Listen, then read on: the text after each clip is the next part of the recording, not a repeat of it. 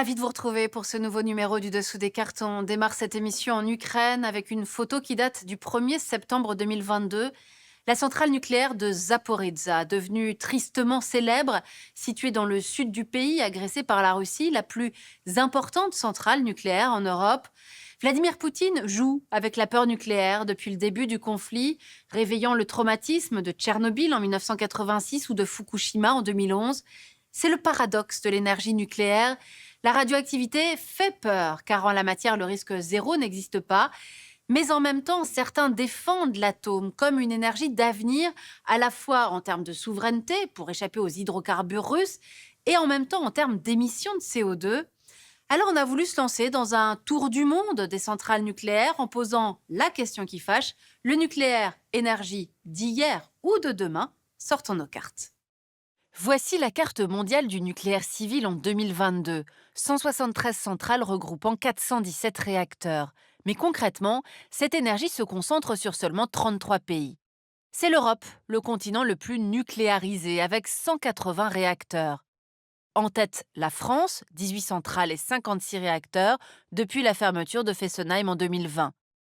37 réacteurs en Russie, 15 en Ukraine, 11 au Royaume-Uni et 15 autres pays avec au moins une centrale.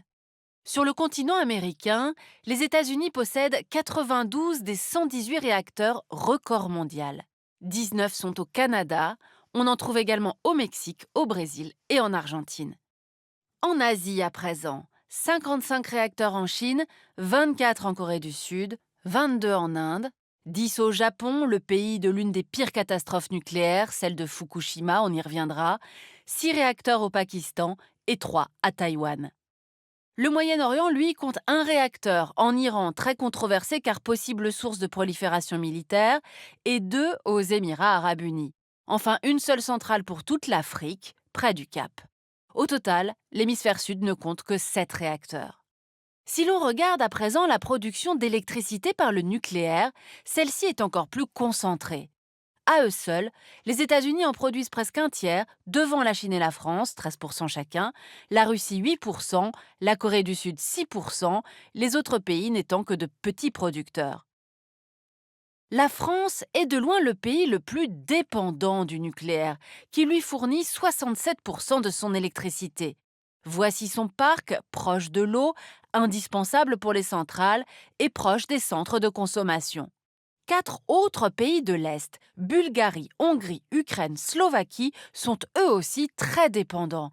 Plus de 40% de leur électricité vient du nucléaire.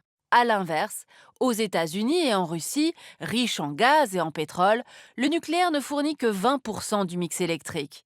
Et à peine 5% en Chine, qui produit son électricité surtout via des centrales à charbon. Alors comment est née l'énergie nucléaire? Découverte en 1938 à Berlin, elle a d'abord été pensée pour un usage militaire. C'est le projet américain Manhattan.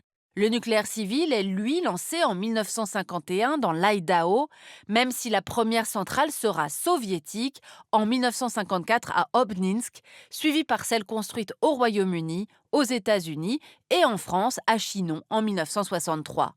1973, c'est le premier choc pétrolier. Pour compenser, de nombreux pays vont se mettre au nucléaire. En effet, ses avantages par rapport au charbon, au pétrole et au gaz sont connus. Il y a d'abord la puissance de l'atome. La fission d'1 gramme d'uranium dégage plus d'énergie que lorsqu'on brûle 1 tonne de pétrole. Autre atout mis en avant, ses très faibles émissions de CO2, environ 12 grammes par kilowattheure selon le GIEC, soit aussi peu que le solaire. Enfin, contrairement aux énergies renouvelables, la production nucléaire est constante et modulable. Pour ces raisons et parce que le monde consomme de plus en plus d'électricité, le double en 30 ans, on trouve aujourd'hui de nouveaux projets de centrales sur tous les continents et surtout en Asie, moteur de l'économie mondiale. On voit ici le parc actuel de la Chine le long du littoral. 42 nouveaux réacteurs sont déjà en chantier ou planifiés pour réduire la pollution urbaine et la dépendance de la seconde économie mondiale au charbon. Après avoir coopéré avec la France, le Canada, la Russie et les États-Unis, Pékin produit aujourd'hui des réacteurs 100% chinois, dont le Hualongwan, dragon en mandarin, déjà exporté au Pakistan et proposé à la Bulgarie, à l'Indonésie et à la Jordanie. Deuxième grand chantier mondial, l'Inde, deuxième pays le plus peuplé au monde.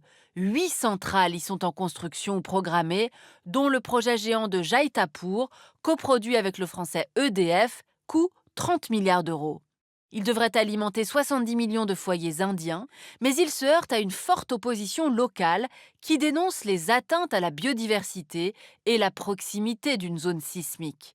Enfin, on compte 3 chantiers de réacteurs en Corée du Sud et en Turquie, 2 au Bangladesh, des projets aux Émirats et aux États-Unis, également en Europe de l'Est, en Égypte, en Arabie Saoudite, au Kazakhstan et en Indonésie. Et puis bien sûr, l'ambitieux plan français annoncé par le président Macron en février 2022 de construire 6 réacteurs EPR de 1600 MW d'ici 2035, plus 8 en option d'ici 2050 pour remplacer un parc vieillissant. À l'été 2022, 27 réacteurs en effet étaient en maintenance programmée ou à l'arrêt pour des problèmes de corrosion, coût minimum de ces EPR, 50 milliards d'euros. Et pourtant, ces nouveaux chantiers sont trompeurs, car en réalité, nous serions en train de vivre, selon de nombreux experts, un véritable hiver nucléaire. Pourquoi? Eh bien, on l'a dit, parce qu'il y a eu les accidents de Tchernobyl et de Fukushima, et parce que la problématique des déchets nucléaires reste un casse-tête.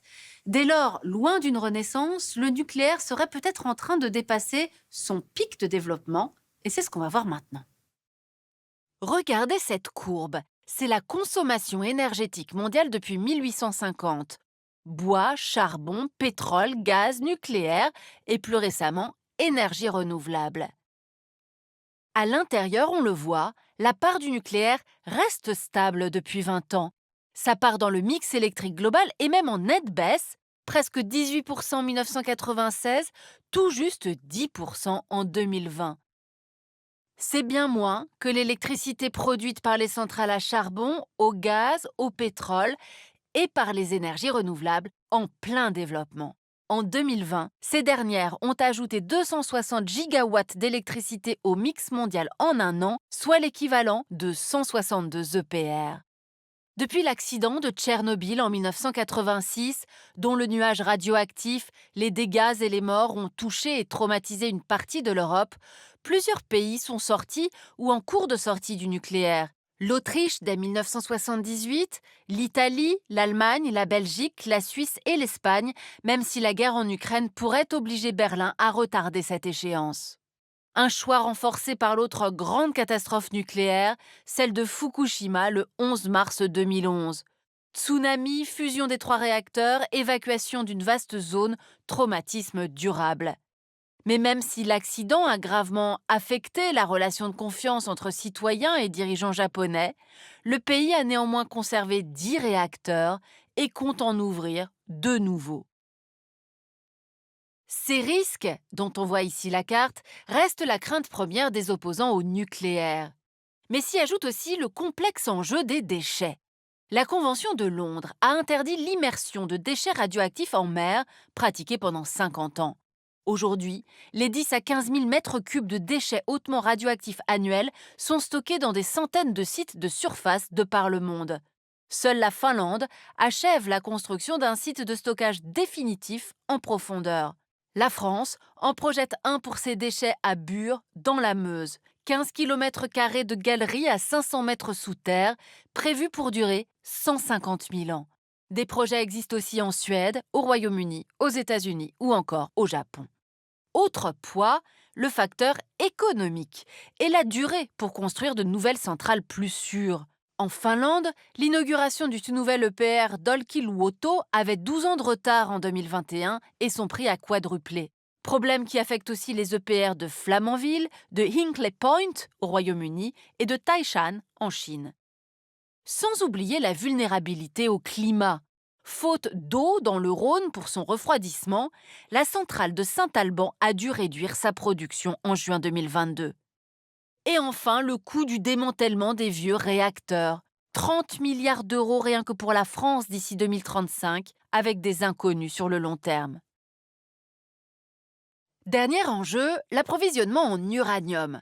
Les principaux producteurs sont le Kazakhstan, 40% de la production mondiale, l'Australie, la Namibie, le Canada, l'Ouzbékistan, le Niger ou encore la Russie. Les réserves des 11 pays producteurs suffisent pour un siècle des besoins actuels, environ 60 000 tonnes par an. Mais cela crée une nouvelle dépendance dangereuse. Ainsi, au Niger, les mines d'Arlit, vitales pour la France, sont en pleine zone d'insurrection djihadiste. On l'aura compris, l'avenir du nucléaire reste incertain et nul ne sait si les petits réacteurs modulaires de moins de 300 mégawatts suffiront pour relancer l'industrie. En 2020, seuls 2 SMR du géant nucléaire russe Rosatom, leader dans le domaine, ont été livrés par bateau en Arctique, destinés à approvisionner 200 000 personnes dans des régions très reculées. Voilà, en dépit des nouvelles constructions de centrales partout dans le monde, les chiffres démontrent que la part du nucléaire dans le mix électrique global est en baisse. Mais les défenseurs de l'atome n'ont pas dit leur dernier mot, aimant à rappeler que l'Allemagne, en sortant du nucléaire, a dû compenser par le charbon et paye encore plus cher, à l'heure de la guerre en Ukraine, sa dépendance aux hydrocarbures russes. En France, le discours politique est à la relance de l'atome, même si la centrale de Fessenheim est désormais fermée et que le fameux EPR de Flamanville est toujours en phase de test à l'automne 2022. Ainsi s'achève ce nouveau numéro du Dessous des cartes. Rendez-vous bien sûr la semaine prochaine, même endroit, même heure. Et d'ici là, n'oubliez pas notre site internet arte.tv. À bientôt.